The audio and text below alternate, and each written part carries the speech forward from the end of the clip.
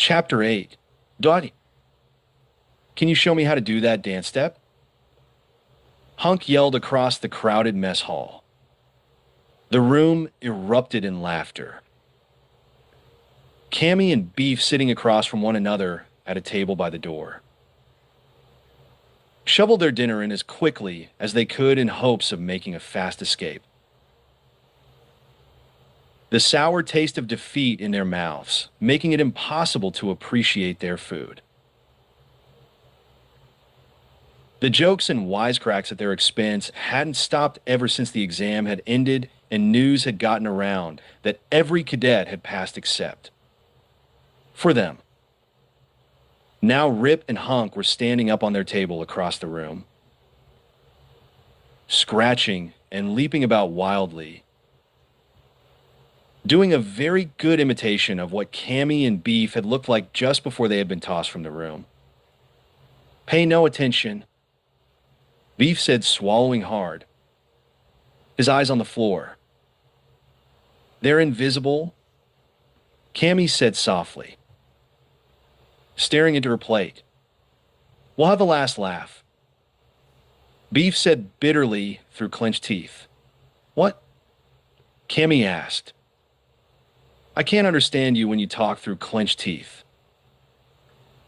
"Let's get out of here," Beef said, pushing away his tray and climbing to his feet. Across the room, the table had just collapsed beneath Rip's weight, and the four space cadets were sprawled on the floor, still scratching as they wildly imitated Beef and Cammy, rolling around in their food, laughing and shouting. In other words, a typical mess hall dinner. "Attend shun," Hunk called, seeing Beef stand up. This struck everyone in the room funny, and the walls echoed with laughter. Rip stood up and gave a sharp salute, smashing a banana into his forehead. "Hey, wait just a darn minute, cadet," Beef Hardy called angrily, storming over to Rip. "That is not a regulation use of a banana. I believe that is a violation of Mess Hall Rule 443-J. This was the last straw for Beef Hardy. If they wanted to laugh and jeer at him, that was one thing. But he was not about to stand by and watch important food regulations be disobeyed. "Huh?" Hunk cried with his usual quickness. "Leave us alone." Shaky insisted, trying to back away, which wasn't easy since he was already against the wall. Hardy's fist shot out and caught Shaky on the nose. Shaky cried out in pain. "Oops, my hand slipped," Hardy said, snickering. Andy beeped and said, "You leave my friend alone." Once again, Hardy's fist shot out, this time landing hard in the middle of Andy's face. Andy's nose went flying across the room. "Wow!" Cammy Cheesewell cried admiringly. "Guess I don't know my own strength." Hardy boasted gleefully. "Pick up that nose, hotshot, or I'll report you for littering." As Andy scurried to retrieve his nose, Rip and Hunk closed in on the grinning bully. "Why don't you pick on someone your own size?" Hunk said menacingly. "Yeah," said Rip, looming over Beef. This time, both of Hardy's fists shot out. There was a loud popping noise as both fists hit their marks. Rip and Hunk staggered backward, holding their bleeding noses, with all four space cadets moaning and holding their noses. Beef turned sharply and led Cammy triumphantly out of the mess hall. "That was so awful," Cammy cried. "I'm sorry I had to resort to violence." said Beef, straightening his uniform shirt cuffs. But they were breaking food regulations. Did you hurt your hands? Cammy asked, taking Beef's hands in hers and rubbing them soothingly. I think I got a bad hangnail. Beef said, pouting. He recovered quickly. But it's all in the line of duty. That was terrible how they were laughing at us. Cammy said, still rubbing his hands. I think they were laughing more at you than me. Beef said. It was hard for him to imagine that he would be the object of scorn.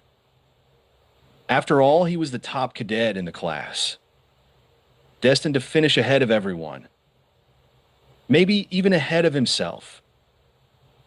Cammy rubbed his hand tenderly, soothingly, until she had rubbed most of the skin off. Holding hands with Cammy made him think of Debbie Dork, his one true love. Sure enough, Debbie had come hurrying up with her camcorder after he and Cammy failed the exam and asked the two of them to recreate their wild dance for the class. Video yearbook. How humiliating. How embarrassing. Of course, he had gone along with it. He had forced Cammy to join him there in the hallway, scratching and dancing the way they had during the exam while Debbie taped it all. He just couldn't say no to Debbie Dork. No way he could say no to her. Even with Cammy begging him not to make her dance. Debbie laughed at me too. Beef thought with almost unbearable sadness. She laughed until she had tears in her eyes and she had to put down the camcorder. Don't you realize that I'm going through all this torment? All this pain? For you, Debbie? He thought, blowing on his sore hands. After all, once the space cadets had flunked out, Debbie would forget about that punk hunk.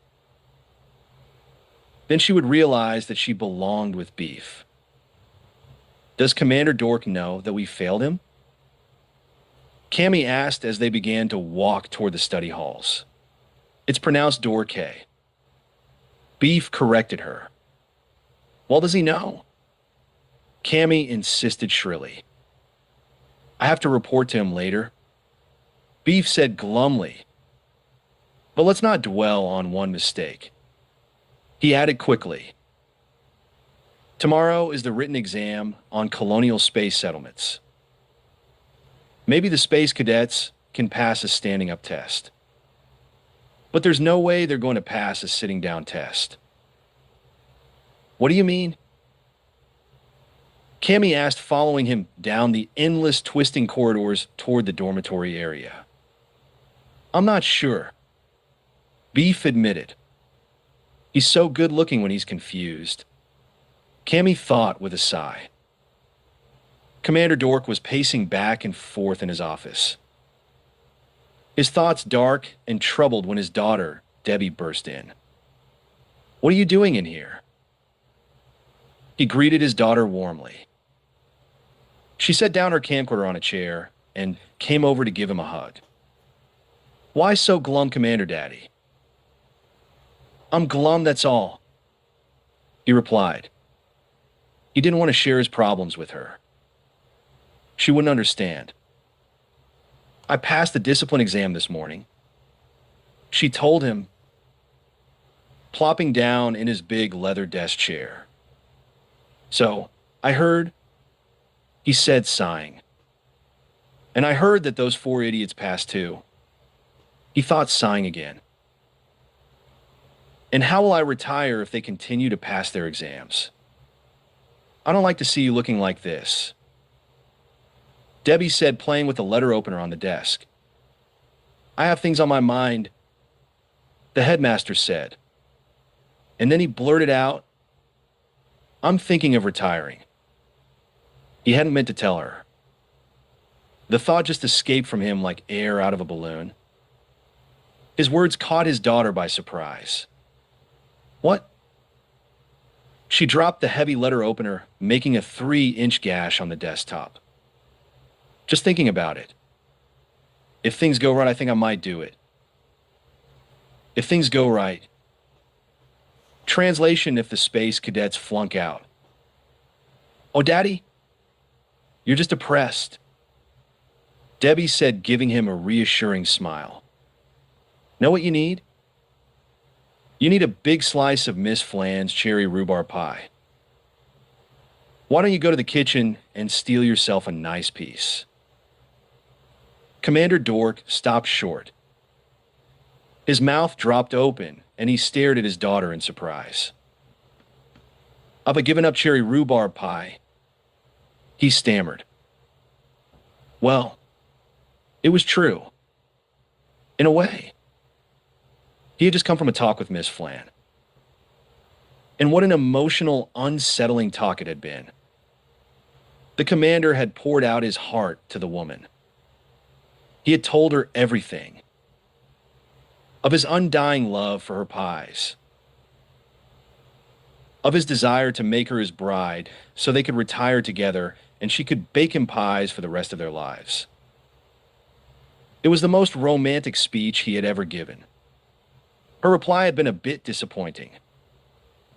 I could never marry a thief. She'd said. He had expected something a little warmer, a little more promising. You're a fat little thief, she had added, her round face as hard as stone, thus putting an end to his dreams of endless cherry rhubarb pies. You look so forlorn, so miserable. I just hate to see you looking like this, Debbie said. Then leave my office and you won't have to see me, he said with fatherly warmth. She bent down and kissed him on top of his bald head. Okay. I've got to go study anyway. Just let me put my camcorder away, and I'll be out of here. Debbie picked up the camcorder and carried it into the walk-in supply closet on the other side of the office. She had placed it on the shelf and was just about to come out of the closet when she heard the office door open and someone come in. Peering out through the half-open closet door, she saw that it was Cadet Beef Hardy. She ducked out of sight and watched him give a spectacular salute that nearly sent him sprawling to his knees. Then he began to talk to her father. Cadet Cheesewell and I failed, Hardy was saying. We tried to get those 4 to flunk, but our plan didn't work. But don't worry, sir. There's no way they're going to pass this term. We'll get them to flunk tomorrow. Very interesting thought, Debbie, raising the camcorder to her eye. So Hardy and Cheesewell and my father are cooking up a little plot against Hunk and his friends. No wonder Daddy looked so nervous when I came in. And now he's forgotten I'm here. Hidden by the closet door, Debbie held her breath, listening in frozen silence to the rest of the conversation. When it had ended, she watched Cadet Hardy knock himself to the floor with an enthusiastic salute, pick himself up and leave. A few seconds later, her father left too. Well, thought Debbie. Well,